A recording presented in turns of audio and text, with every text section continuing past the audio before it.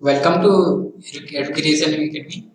मैं हूं रितेश कुमार और आज हम देखेंगे जेई मेंस के आए हुए कुछ इंपॉर्टेंट क्वेश्चंस जो रिसेंटली आए हुए हैं 2019 एंड 20 में। और वो चैप्टर है मैकेनिक्स ऑफ सॉलिड। तो इस चैप्टर से कुछ आए हुए इंपॉर्टेंट टॉपिक्स इंपॉर्टेंट क्वेश्चन को हम लोग डिस्कस करते हैं। तो एट फर्स्ट पहला क्वेश्चन देखेंगे जो 2020 में आया हुआ है क्वेश्चन 2020 में जेई मेंस का।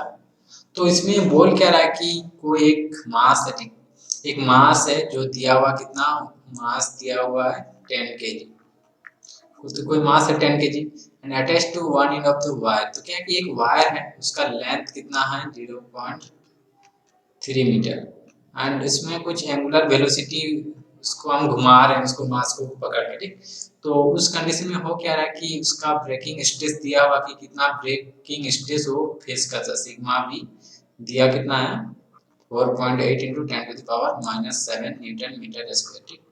तो इतना दिया हुआ उसका ब्रेकिंग स्ट्रेस। तो दिया हुआ इसका एरिया ऑफ क्रॉस सेक्शन दिया हुआ वायर का तो 10⁻⁻2 सेंटीमीटर स्क्वायर दिया हुआ। तो इसमें हम लोग सिंपली जानते हैं कि इसमें हम लोग को ओमेगा निकालना है, ठीक। तो सबसे पहले हम देखेंगे कि एक मास है सपोज दैट एम वो 10 कितना है 10 kg एंड क्या है कि इस पॉइंट से कोई इसको रोटेट करा रहे हैं हम लोग चारों तरफ घुमा रहे हैं, ठीक ना, उसको रोटेट करा रहे हैं। तो क्या होगा तो इस कंडीशन में होगा क्या कि ये जो मास है जब हम उसको हम घुमाएंगे तो क्या लगेगा एक सेंट्रीफ्यूगल फोर्स लगेगा किस डायरेक्शन में आउटवर्ड डायरेक्शन में।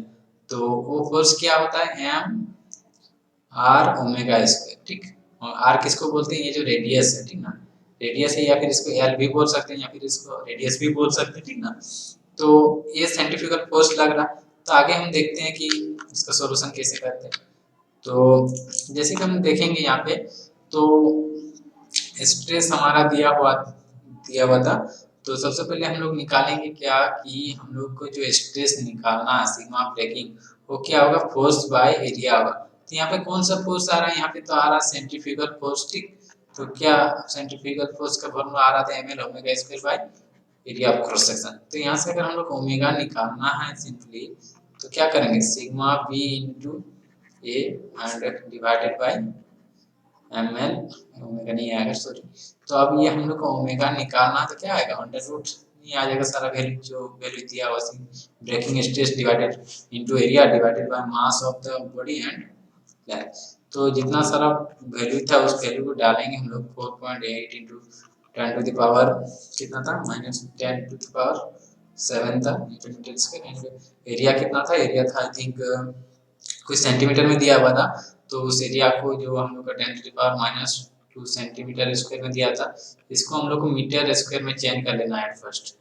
तो क्या होगा 10 टू द पावर -6 हो जाएगा मीटर में क्योंकि यूनिट का यूनिटाइजेशन जरूरी है अदरवाइज सवाल करेक्टली नहीं बनेगा। तो हर एक चीज को मीटर में जो होता है उसको कन्वर्ट करके यहाँ पे हम लोग को पुट करना पड़ता है अदरवाइज जो वैल्यू जाएगा उसका वो गलत आएगा। तो एरिया एंड देन आफ्टर मास कितना 10 kg और लेंथ कितना 0.3। तो इसका जब हम लोग निकालेंगे तो क्या आ जाएगा ओमेगा का 4 रेडियन पर सेकेंड। इससे ज़्यादा स्पीड अगर हम घुमाएं तो स्ट्रेस इससे ज़्यादा इंक्रीज हो जाएगा, ठीक ना, ब्रेकिंग स्ट्रेस उससे ज़्यादा बढ़ जाएगा उस वायर में ज़्यादा स्ट्रेस आए तो क्या होगा उस कंडीशन में वायर ब्रेक हो जाएगा। तो हम लोग इतना मैक्सिमम स्पीड 4 ओमेगा रेडियन पर सेकेंड से ही हम इसको घुमा सकते हैं। और नेक्स्ट क्वेश्चन देखते हैं ये भी 2019 का आया हुआ क्वेश्चन है जेई मेंस का। तो इसमें क्या बोल रहा है कि ये यूनिफॉर्म सिलिंड्रिकल रॉड है लेंथ एल है उसका सिलिंड्रिकल रॉड का ऐसे कोई रॉड है, ठीक ना, उसका लेंथ एल है एंड है क्या कि रेडियस इसका आर है, डायमीटर कितना हो जाएगा 2r हो जाएगा। तो it made from a material which Young modulus of elasticity y दिया हुआ यंग मॉडुलस उसका material property and when this rod is heated by temperature delta T. तो क्या कि जब हम डेल्टी टेंपरेचर इंक्रीज करेंगे तो मटेरियल की क्या प्रॉपर्टी हो जाएगी अगर हम लोग हीट देंगे तो वो एक्सपेंड करेगा कुछ इलोंगेशन करेगा, ठीक ना, कुछ इलोंगेट होगा कुछ एक्सपेंड करेगा। तो उस कंडीशन में क्या होगा कि साइमल्टेनियसली मतलब उसी टाइम क्या दिया जा रहा है कि एक कॉम्प्रेसिव स्ट्रेस भी दिया जा रहा है, ठीक ना, कोई फोर्स से हीट के कारण तो इंक्रीज करना चाहेगा, लेकिन कोई कंप्रेसिव स्ट्रेस दे रहे हैं तो उस कंडीशन में क्या हो जाएगा कि वो स्ट्रेस भी उतना ही स्ट्रेस दे रहे हैं जितना स्ट्रेस वो इंक्रीज, मतलब वो जितना इंक्रीज हो रहा था तो उसके लिए जितना फोर्स चाहिए था इतना फोर्स हम इधर से भी दे रहे हैं कंप्रेसिव। तो उस कंडीशन में क्या हो रहा है कि कोई लेंथ में कोई चेंजिंग नहीं आ रहा, ठीक ना। तो coefficient of volume expansion of the material of the rod red हो गया सॉरी, तो रॉड नियरली इक्वल टू। तो हम इसको देखते हैं क्वेश्चन को कैसे सॉल्यूशन करते हैं।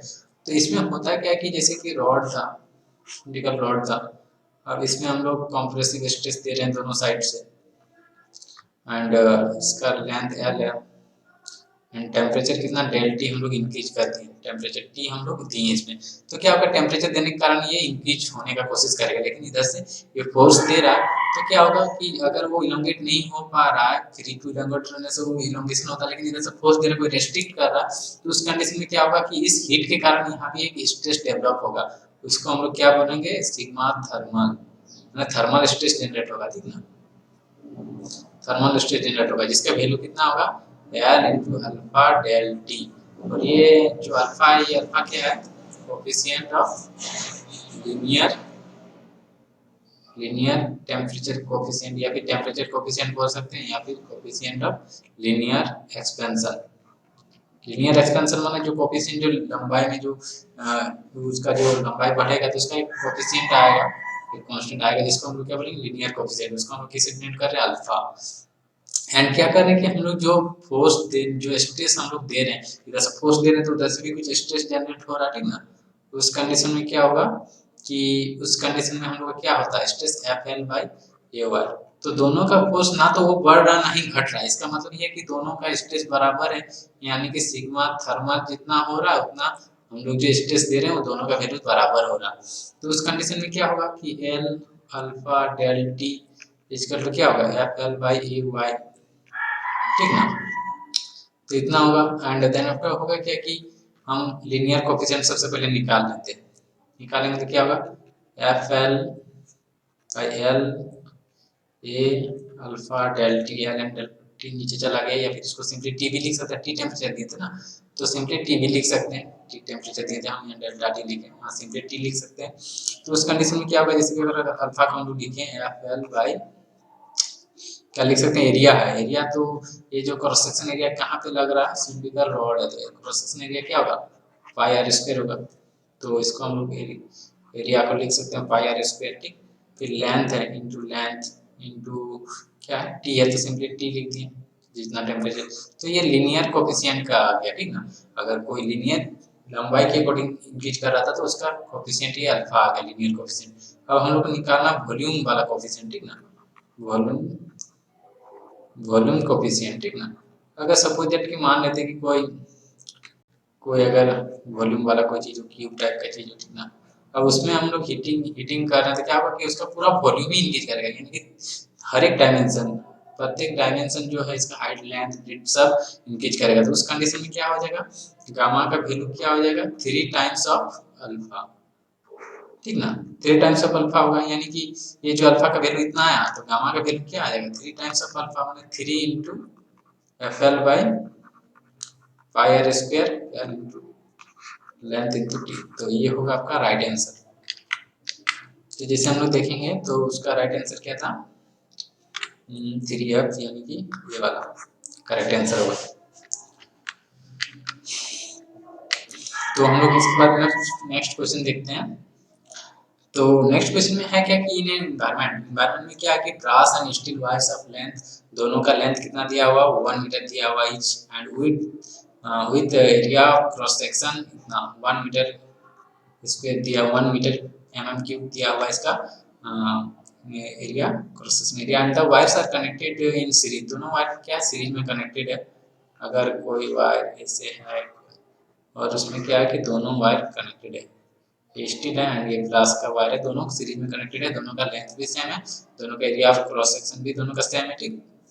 एंड एक क्या है कि एक तरफ एक रिजिड सपोर्ट से एकदम रिजिड किया हुआ, ठीक ना, एंड एक साइड क्या है फ्री टू इलोंगेट है, यानी कि इधर फोर्स देंगे तो इधर ये इलोंगेट हो सकता है, लेकिन इस साइड क्या है, यहाँ पे रिजिड भी सपोर्ट है कहीं पे, तो इसीलिए वो उधर मूव नहीं कर सकता। तो देन पे क्या बोलता है stress required to produce a net elongation of 0.2 mm। तो हम लोग को स्ट्रेस चाहिए 0. स्ट्रेस नहीं इलोंगेशन नहीं, थोड़ा सा जो यहाँ डेल चेंज होगा वो हम लोग कितना चाहिए 0.2 mm। तो यंग मॉड्यूलस ऑफ इसका दिया हुआ ब्रास का स्टील का ब्रास का दिया हुआ दोनों। तो हम लोग देखते हैं कि वैल्यू कितना आएगा इसका, कैलकुलेट करते हैं। तो सबसे पहले हम लोग देखेंगे कि पहले एक स्टील का रॉड है, देन आफ्टर क्या है कि एक ब्रास का रॉड है, स्टील का एक ब्रास का। दोनों का लेंथ इक्वल है, लेंथ 1 मीटर करके है दोनों का, ठीक। दोनों का एरिया ऑफ क्रॉस सेक्शन भी दोनों का इक्वल है, एरिया लेंथ दोनों का। तो यहाँ पे लेंथ दिया हुआ कितना 1 मीटर दिया हुआ लेंथ एंड एरिया कितना दिया 1 mm²। तो mm में है तो उसको सबसे पहले हम मीटर में चेंज करेंगे तो क्या होगा 1 × 10⁻⁻6 मीटर स्क्वायर, ठीक। तो मीटर स्क्वायर में हो गया उसके कन्वर्ट। और लेंथ 1 मीटर है and Young modulus of steel कितना दिया हुआ है 120 × 10⁹ इतना metre square. Young modulus of brass कितना दिया हुआ है 60 × 10⁹ न्यूटन पर मीटर स्क्वायर। तो इसमें हम लोग को निकालना क्या कि डेल एल हम लोग का कितना हो रहा है, इस यहाँ पे फोर्स दे रहे हैं कोई, तो हम लोग को लंबाई टोटल लंबाई कितना बढ़ाना है 0.2 mm, यानी कि इसको अगर मीटर में चेंज करेंगे तो 0.2 × 10⁻³ मीटर डेल एल टोटल लंबाई हमको इतना फाइंड करना है। तो उस कंडीशन में क्या हुआ कि हम लोग डेल एल निकालते हैं, तो डेल एल इक्वल टू क्या हो जाएगा, सबसे पहले होगा एफ इंटू लेंथ ऑफ, अगर शुरू में अगर निकाल रहे हैं हम लोग स्टील का लेंथ तो बराबर है, फोर्स भी दोनों का बराबर ही है जो एफ फोर्स दिया हुआ है and area of cross section भी बराबर ही है, सिर्फ यंग मॉडुलस चेंजिंग है। तो इसमें भी होगा, ब्रास का भी केस में वही होगा। तो सारा चीज़ यहाँ पे कॉमन आएगा, तो डेल एल का वैल्यू डाल सकते हैं 0.10⁻³ एंड इधर क्या क्या कॉमन आएगा FL/A एंड इसमें क्या होगा Young modulus of steel plus 1 Young modulus of brass, ये वाला होगा। एंड देन आफ्टर है कि हम लोग को यहाँ पे निकालने क्या बोला, निकालने बोला हम लोग स्ट्रेस F/A, ये वैल्यू कितना होगा, ठीक ना। तो ये वैल्यू कितना होगा तो हम लोग फाइंड करते हैं सिंपली। तो एरिया का भी वैल्यू दिया हुआ, तो सारा चीज़ पुट करने, एरिया लेंथ दिया हुआ 1 मीटर, यानी कि लेंथ को यहाँ पे इंटू 1 भी लिख सकते हैं, एल इजकल इंटू 1, तो एल से 1 से इंटू होगा तो 1 ही रहेगा। देन आपको होगा क्या कि हम लोग को यहाँ पे निकालना है सिंपली स्ट्रेस, तो स्ट्रेस का वैल्यू क्या आ जाएगा F/A निकालेंगे तो क्या होगा 0.2 × 10⁻³ एंड ये सब यहाँ इंटू पे यहाँ जाके क्या होगा डिवाइड हो जाएगा 1/m मॉडुलस का वैल्यू 120 × 10⁹ एंड देन आफ्टर का क्या 1/60 × 10⁹। तो इतना सारा, अब इसको अगर कैलकुलेट करेंगे तो आएगा कितना 8 × 10⁶ न्यूटन मीटर स्क्वायर। तो स्ट्रेस का वैल्यू आ जाएगा 8 × 10⁶ न्यूटन मीटर स्क्वायर। तो अब हम लोग ऑप्शन में देखते हैं, तो ऑप्शन में देखेंगे तो किसी में नहीं है, तो कोई दैट हो सकता है कि यहाँ पे टाइपिंग मिस्टेक हुआ हो, अगर ये 8 होता तो ये करेक्ट आंसर होगा। नेक्स्ट क्वेश्चन हम लोग देखते हैं कि है क्या कि the elastic limit of brass is, elastic limit दिया हुआ ब्रास का कोई वायर मतलब है क्या वायर होगा एंड उसका लिमिट दिया हुआ है, ठीक ना। तो उसका जो इलास्टिक लिमिट है, इलास्टिक लिमिट जो वजन मान लेते हैं इसका 379 MPa, ठीक। कितना है इसको अगर हम लोग MPa को चेंज करेंगे तो क्या होगा 379 × 10⁶ पास्कल। इसी को हम लोग पास्कल को क्या लिखते हैं न्यूटन मीटर स्क्वायर, ठीक। तो हम लिख सकते हैं 379 × 10⁶ न्यूटन पर मीटर स्क्वायर, ठीक। कितना लिख सकते हैं। What should be the minimum diameter of the brass wire rod if it is support a 400 newton load without exceeding its elastic limit. तो हर चीज़ का एक इलास्टिक लिमिट होता है, उस लिमिट से अगर ज़्यादा देंगे तो क्या होगा कि वो परमानेंटली डिफॉर्म हो जाएगा, परमानेंटली वो डिफॉर्म हो जाएगा। उसके बाद क्या होता है कि वो ब्रेक भी हो सकता है। तो उस कंडीशन में हम लोग देखेंगे, तो हम लोग वैल्यू देख लेते हैं कि इसका होता है क्या, 379 है।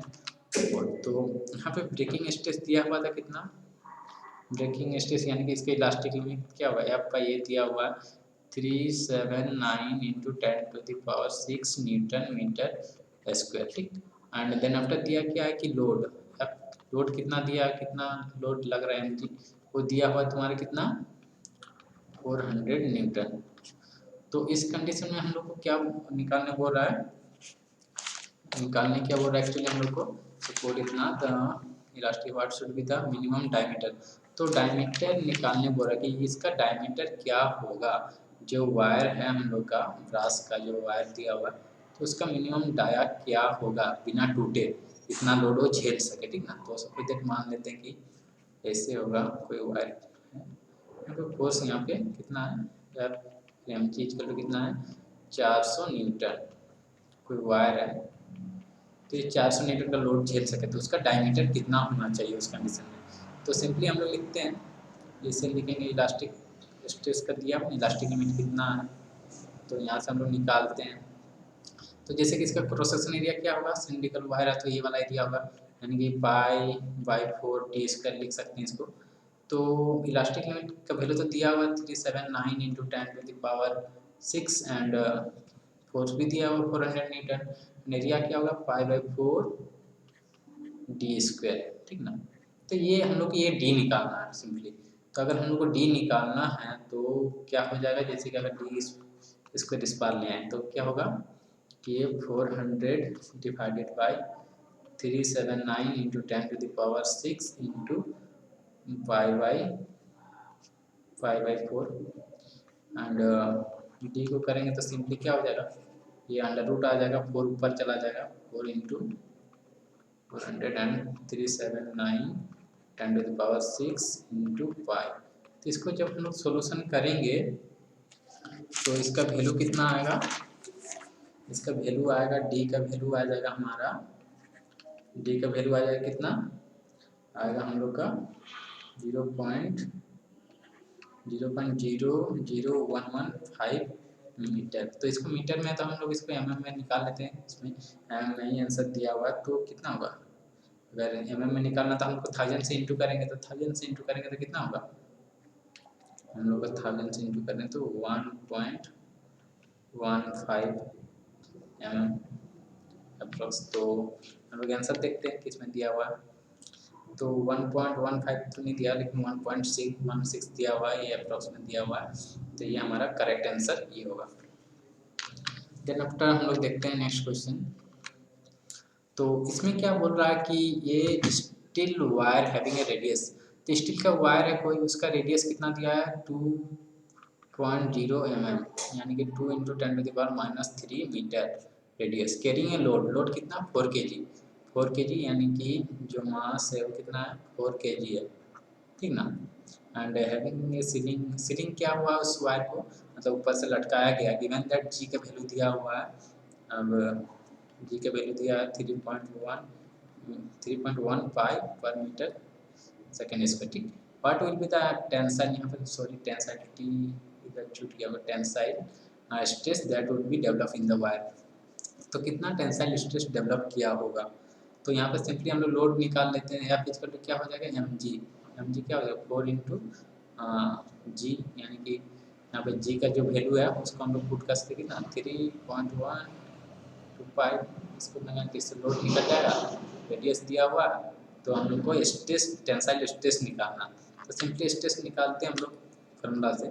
तो स्ट्रेस इक्वल टू क्या होता है फोर्स बाय एरिया, ठीक ना। तो एरिया यहाँ पे सिंपली वायर था, स्टील का वायर है, स्टील का वायर है, तो क्या हो जाएगा एरिया, यहाँ पे एरिया हो जाएगा पाई/r², ठीक ना। तो एफ कितना है एम जी कितना था हमारा, एम जी का वैल्यू हम लोग का था 4 इंटू 3.1 इंटू पाई, या फिर सिंपली पाई लिख दो कोई दिक्कत नहीं, या पाई/r², आर कितना था, आर का वैल्यू हमारा था 0.2 mm, तो उसको हम लोग 2 इंटू 10⁻³ मीटर में कन्वर्ट करेंगे, यहाँ पाई कटेगा, देन आफ्टर स्ट्रेस कितना आ जाएगा यहाँ पे स्ट्रेस आ जाएगा हम लोग का 3.1 इंटू 10⁶ न्यूटन मीटर स्क्वायर। तो करेक्ट आंसर कौन सा होगा हम लोग का 6.1, हम लोग का 3.1 इंटू 10⁶, तो ये हम लोग का करेक्ट आंसर होगा। देन आफ्टर हम लोग देखते हैं next question. Young modulus of दिया हुआ क्या, Young modulus of two wires A and B, Young modulus दिया हुआ दोनों का रेशियो कितना 7/7/4। Wire A is 2 mm, wire A का कितना है रेडियस, वायर ए 2 mm, इसका रेडियस लिखना आई थिंक छूट गया होगा, तो इसका रेडियस कितना है 1 का आर ए का है कितना 2 mm। If two wires stretched by the same length for a given load, तो क्या है सेम डेल एल दोनों का मतलब बराबर, डेल एल जितना खींचा है सेकंड वाला भी उतना ही खींचा दोनों, ठीक ना। स्ट्रेच बाय सेम लेंथ माने दोनों का डेल एल सेम है, ए एंड बी का, ठीक ना, ए एंड बी का दोनों का इलोंगेशन सेम हुआ है फॉर ए गिवन लोड, कोई एक लोड दिया, then the value of R is equal to. तो फर्स्ट वाला का रेडियस दिया है 2 mm एंड सेकंड वाला का जो रेडियस है वो आर लिखा हुआ, तो आर कितना होना चाहिए, ठीक ना। तो यंग मॉडुलस का रेशियो हम लोग इसको सॉल्व करते हैं। तो यंग मॉडुलस का रेशियो दिया हुआ है वाई, रेशियो वाई बी कितना है 7 पॉइंट कितना था 7/4, यानी कि वाई बाई वाई बी कितना आ जाएगा, वाई बी यंग मॉडुलस का रेशियो 7/4 एंड आर ए दिया हुआ है, आर ए कितना दिया हुआ था हमारा, आर ए था हमारा आर बी, सेकेंड वाला का दिया हुआ है रेडियस, आर बी दिया हुआ है 2 mm, आर ए का आर दिया हुआ है, आर बी का कितना देना है 2 mm, यानी कि 2 इंटू 10⁻³ मीटर, इतना सेकंड वाला का, सेकंड वाला का फर्स्ट वाला का आर है, तो वही हम लोग को फाइंड करना है कि आर का वैल्यू कितना होगा। और क्या क्या दिया हुआ, लेंथ दिया हुआ, लेंथ दिया हुआ फर्स्ट वाला का कितना 2 metre, 2 metre and length of B दिया हुआ कितना 1.5 मीटर। तो आई थिंक क्वेश्चन में कुछ कुछ डेटा छूटा हुआ है, इसमें कुछ कुछ मतलब जो इन्फॉर्मेशन है वो छुटा हुआ है, उसको हम लिख दे रहे हैं कि ये लेंथ का जो ये भी दिया हुआ गिवन, देन आफ्टर हम लोग को निकालना क्या कि ये सिंपली ये रेडियस निकालना है। तो उस कंडीशन में होगा क्या कि दोनों का डेल एल तो बराबर है, तो del L A equal to del L जो होगा डेल एल बी का भी इलोंगेशन सेम हुआ सेम हुआ है, तो दोनों का हम लोग फॉर्मूला लिखते हैं। तो एफ कोई फोर्स है एफ एल ए इंटू क्या होगा यहाँ पे area of A and Young modulus of B and then after F L B and area of B and Young modulus of B. तो इसमें क्या है कि फोर्स दोनों का कोई जो सेम फोर्स दिया होगा, ठीक, एंड देन आफ्टर है क्या कि इसमें हम लोग को निकालना है कि एरिया इसका जो है लेंथ ऑफ ए का 2 मीटर दिया हुआ है, सारा वैल्यू डाल देते हैं 2 मीटर, ये एरिया क्या होगा, सिंपली अगर हम लोग आर निकालने बोल रहा तो आर स्क्वायर, तो आर स्क्वायर हम लोग कर देते हैं सिंपली, आर स्क्वायर दिया हुआ है तो आर स्क्वायर लिख देते हैं, यंग मॉडुलस ऑफ बी लिखते हैं यहाँ पे, और इधर कितना है इसका लेंथ 1.5 है and area of cross section, area of cross section क्या होगा इसका पाई, और आर का वैल्यू दिया हुआ 2.10⁻³ का square and Young modulus of, यहाँ पे सिंपली यंग मॉडुलस बी होगा, सॉरी गलती लिखा गया था यहाँ पे मॉडुलस बी। अब इसको अगर हम सजा इसको अगर लिखते हैं फिर से तो क्या हो जाएगा, जैसे कि अगर यंग मॉडुलस ऑफ इसको इस पार ले आते हैं तो 2 divided by pi R square and यहाँ पे यंग मॉडुलस ऑफ ए है, इस पार आएगा तो यंग मॉडुलस ऑफ बी इधर ऊपर चला जाएगा, इस पार क्या रह गया 1 पॉइंट, सबको देर इसको भी यहाँ इंटू करा ही देता है 1.5 एंड इधर क्या चला जाएगा, इधर चला जाएगा पाई इंटू 2 इंटू 10⁻³ का स्क्वायर, ठीक ना, सारा को एक तरफ ले गए और इस बार क्या बचेगा, कुछ नहीं तो 1 बचेगा, ठीक। देन आफ्टर होगा क्या कि यहाँ पाई कटेगा, ये पाई कटेगा, अब इसको अगर कैलकुलेशन करेंगे वाई बाई वाई बी का वैल्यू डालेंगे तो सबसे पहले 2 by 1.5 into Y B by Y, यहाँ पे Y A by Y B का वैल्यू दिया तो वाई बी बाई वाई क्या होगा 4/7 एंड यहाँ पे कितना है, उसके बाद हमारा वैल्यू दिया है यहाँ पे 2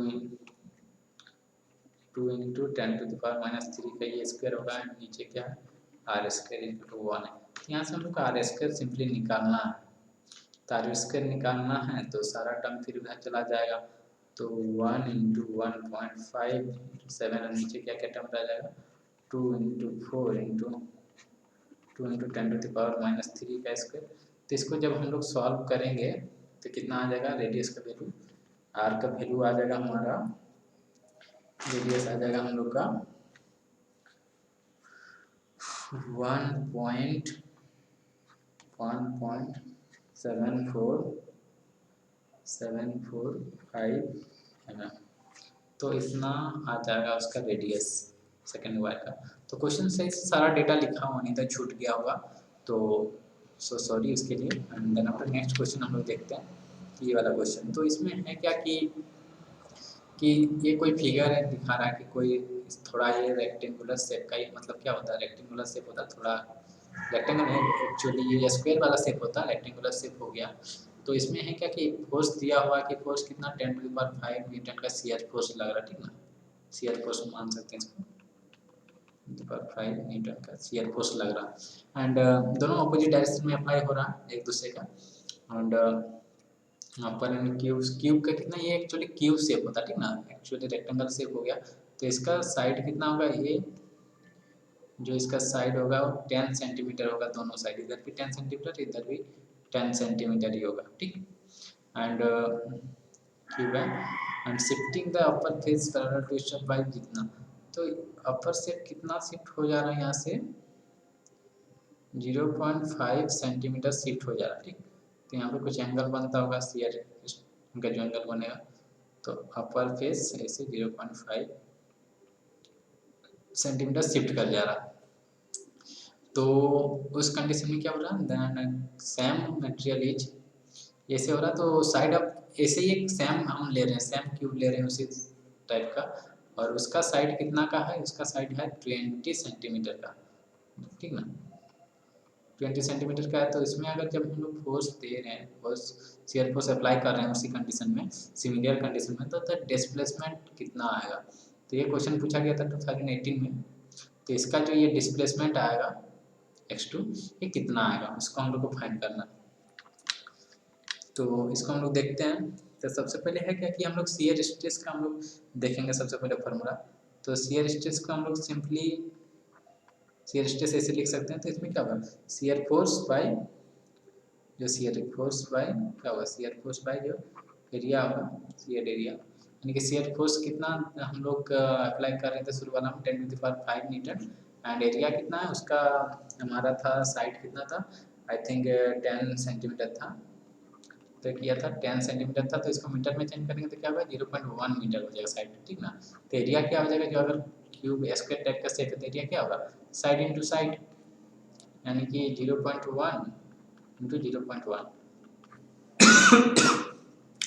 तो उस कंडीशन में 1 कितना आ जाएगा, उसका वैल्यू आ जाएगा हमारा शियर स्ट्रेस का वैल्यू 10⁻7 न्यूटन मीटर स्क्वायर। तो इतना आ रहा है स्ट्रेस, शियर स्ट्रेस इस कंडीशन में। एंड देन आफ्टर हम लोग देखेंगे कि सिग्मा हमारा कितना, जब शियर स्ट्रेस हम लोग सेकंड वाला शियर स्ट्रेस कितना आ रहा है सेकंड वाला का केस में। तो सेकंड वाला का केस में हम लोग को कितना आ रहा होगा कि हम लोग का सेम फोर्स अप्लाई कर रहे हैं, 10⁵ न्यूटन हम लोग फोर्स अप्लाई कर रहे हैं शियर फोर्स। एंड देन अपना एरिया कितना हो जा रहा है उसका दिया है साइड 20 सेंटीमीटर, तो क्या हो जाएगा एरिया इसका 0.2 मीटर हो जाएगा।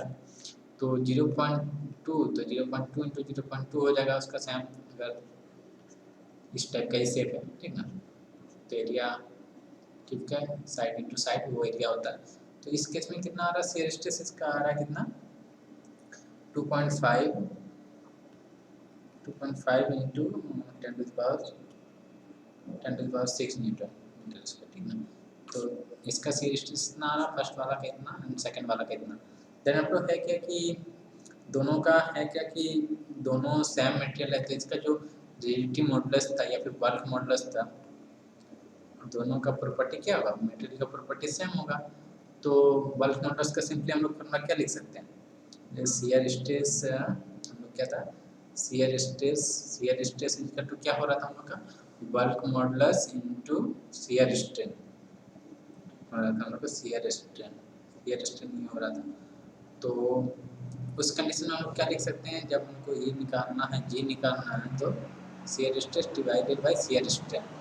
तो शियर स्ट्रेस फर्स्ट वाला का कितना है, 10⁻⁷ बाय शियर स्ट्रेन हम लोग फाइंड नहीं किए, तो शियर स्ट्रेन फर्स्ट वाला का एंड सेकेंड वाला का 10⁵ डिवाइडेड बाय कितना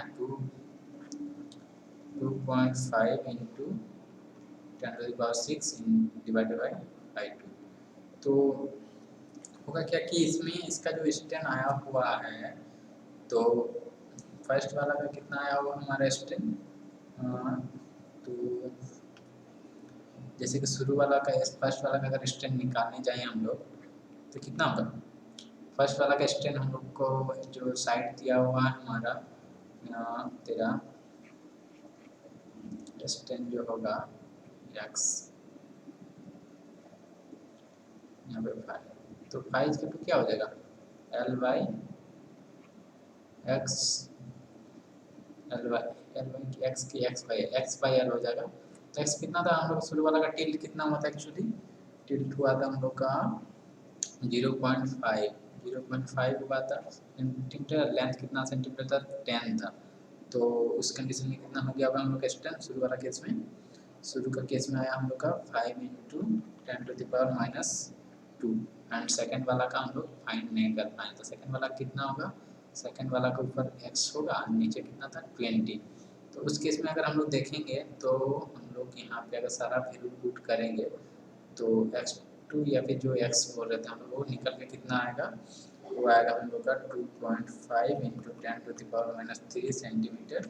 तो इसको हम लोग लिख सकते हैं कितना 0.25 सेंटीमीटर, इतना सेकेंड वाला का टी हुआ होगा, सेकेंड वाला फिगर का। तो आज के लिए हम इतना ही देखते हैं, थैंक्स फॉर वॉचिंग।